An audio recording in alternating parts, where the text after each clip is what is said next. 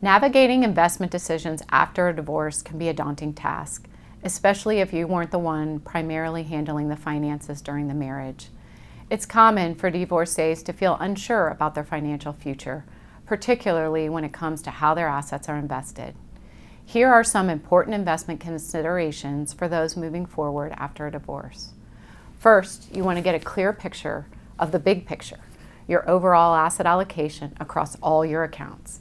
It's completely understandable to feel uncertain about your investments after a divorce, especially if you weren't actively involved in managing the financial details during the marriage.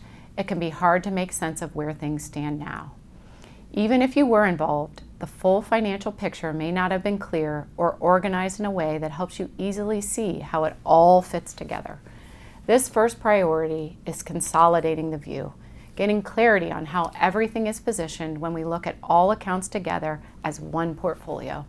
From there, you can evaluate the percentages and the amounts that are invested in higher risk assets with growth potential versus the more conservative assets.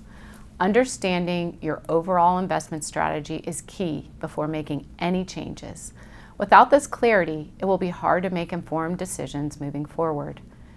Next, you'll want to assess whether any changes to your investment strategy are needed, especially considering income or cash flow changes. Divorce often means that your income and expenses shift. Maybe spousal support or alimony is part of your financial picture now, or perhaps certain sources of income like joint assets or shared retirement accounts are no longer available. Your monthly expenses may have changed significantly as well.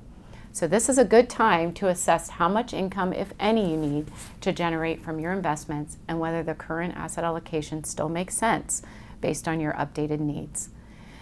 This is also when we help divorcees understand their new risk tolerance, both how comfortable they are with taking on risk and how much risk they can afford based on their goals and time horizon.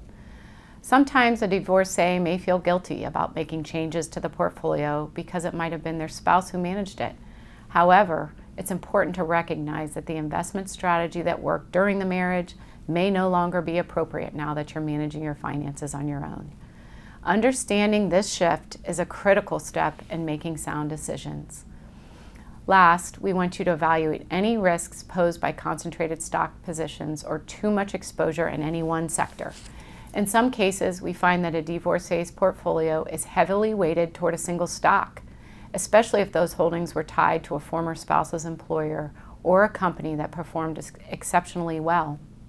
While this concentration might have been intentional during the marriage, it can pose an even greater risk now, especially if the portfolio is not diversified enough. If these concentrated holdings are in a taxable account, we also want to take a look at potential tax implications. So finally, we want to plan for how to handle large cash balances or any lump sum payouts. After a divorce, you may have received a large sum of cash, either from the division of assets or from a lump sum settlement. It's tempting to want to quickly decide what to do with this new money, but it's important to take a step back and look at all options. You may feel pressure to pay off debt immediately, like a mortgage that has a low interest rate, or you may want to invest the money right away. However, it's crucial to approach this decision thoughtfully. It may make sense to invest some or all of the cash, but that should be done with a plan that reflects your new financial situation, your updated risk profile, and your future goals, not as a knee-jerk reaction. As you think through all of these considerations, the most important thing is to ensure that every part of your investment strategy supports and aligns with your overall financial goals.